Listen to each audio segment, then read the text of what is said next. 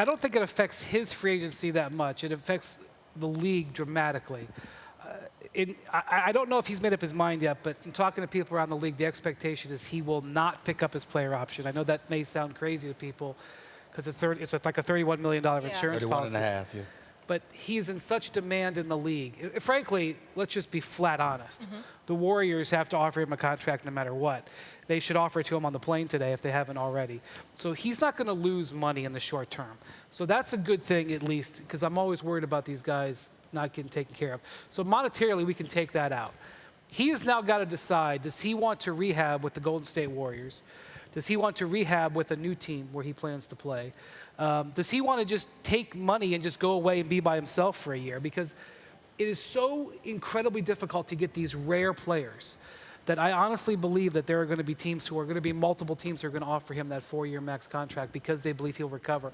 Yes, the Achilles tendon injury is the worst injury you can suffer as a basketball player, but the Jones fracture that he had 5 years ago, 6 years ago, was almost as bad. He showed he was able to recover from that. So there would be faith in that.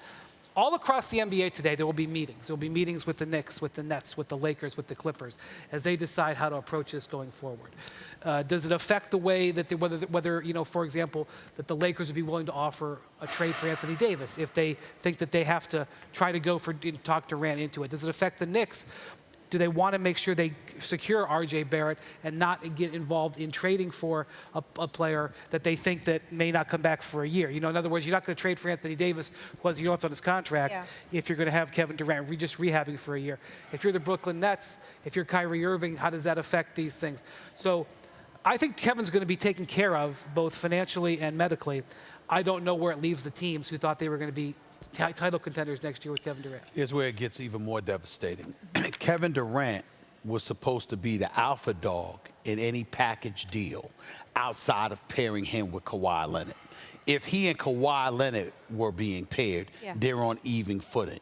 Outside of that, anybody else was a package. KD with Kyrie, KD with Kemba. You know what? If you Kyrie, where are you going to go now that KD can't go? And more importantly, who's going to want you by themselves? Because even though Kyrie is a superstar talent, the reality of the situation, his stock somewhat dissipated this season because of so much stuff that went on in Boston. Whether it's true or untrue, fair or unfair to him, the stock dipped to some degree to the point where teams, organizations recognized his talent but said, we don't want him alone. We don't want him to be the face of our franchise by himself. We'll take him with a KD. We'll take him with a Kawhi, even though that pairing has never been mentioned, Kawhi with Kyrie. But they said, we don't want him alone. Now, you're going to have to. If you're the Brooklyn Nets, do you want Kyrie by himself? If you're the New York Knicks, do you want Kyrie by himself? If the New York Knicks don't get Kyrie, Kemba Walker certainly is down with coming to New York if Michael Jordan and the Charlotte Hornets are not going to give him the 5-year max. But if you're the Knicks, do you want him by himself without KD? If you're the Clippers, certainly you are trying to get Kawhi Leonard. But if Kawhi Leonard, for some reason, decides to stay in Toronto or decides to go to the Los Angeles Lakers, which I don't think is going to happen, if you're the Clippers, where do you go from there? So all of these things have been affected by KD's injury, and that's where we are right now. And that's why there's a whole bunch of teams last night that went just like this. God, no. I can't believe this happened, because now their whole offseason is up for grabs. A whole lot of media outlets, including this show, I think, because I think the offseason just got a lot less interesting. I'll explain in a second. Well, if that's the case, that's going to make my offseason easier. I'll explain in a second. First, about KD's injury. At first, I agreed with you. Of course, anyone's going to offer him as much money as they can. And the more I've thought about it, and I would never, not that I could affect KD's money, I would hope not, that anyone would listen to someone in the media in terms of how to pay a player, and I hope he gets as much money as he possibly can. Got news for you. Some people in the media know something more than some of those executives, but go ahead. I wouldn't even offer him a max contract if I was another team.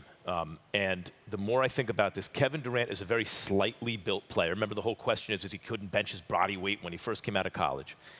He's 30 years old. He'll be 31 in September. The only player in the history of basketball to return as someone almost as good as he once was, but not quite, was Dominique Wilkins. When Kevin Durant suffered his last catastrophic injury, he was 25. He's going to be 31 in September. You figure he's not going to be really playing full steam until he's 32. And he won't be himself until he's close to 33, because then after an Achilles, it takes another year to get back to where you were. If he can even be most of what he once was, plus 2 years older with all that time off. And by the way, the type of team that would offer it to him are going to be teams like the Knicks, who really have not had a great track record in terms of what they're doing. Okay. That's one. Okay. Two, how this affects free agency for everyone else. Guys, Kawhi's going to change teams. What if Kawhi chips up right now? Are we sure he's going to change? KD's on the move. It's just human nature. Even after the first injury, wait a minute, I feel my own basketball mortality. Do I really want to be hopping around? I got a good thing here. The devil you know, even whatever I'm dissatisfied, it's good here. When you start looking, Jimmy Butler's been offered as much as they can offer him. It may be that the biggest name that's on the move other than Kyrie is Kemba Walker. Like, all the intrigue, I feel, from this offseason where there was likely to be a lot of player movement, I think has just been quashed. Wendy, I'll give you the last word, but I'm going to tell you this.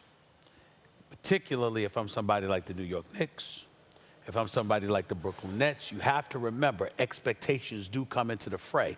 If I'm the Los Angeles Lakers, there's more of an immediacy towards success than I'm trying to acquire. If I'm the New York Knicks, I just want to be relevant again. My God, it's been so long. Yeah. So guess what? I'm going to offer KD the max. I will wait a year for him. And the reason why I say that is because even though the one example has been Dominique Wilkins, I would remind you that KD at 6'11" with a 7'6" wingspan is a perimeter player and a jump shooter as opposed to a skywalker.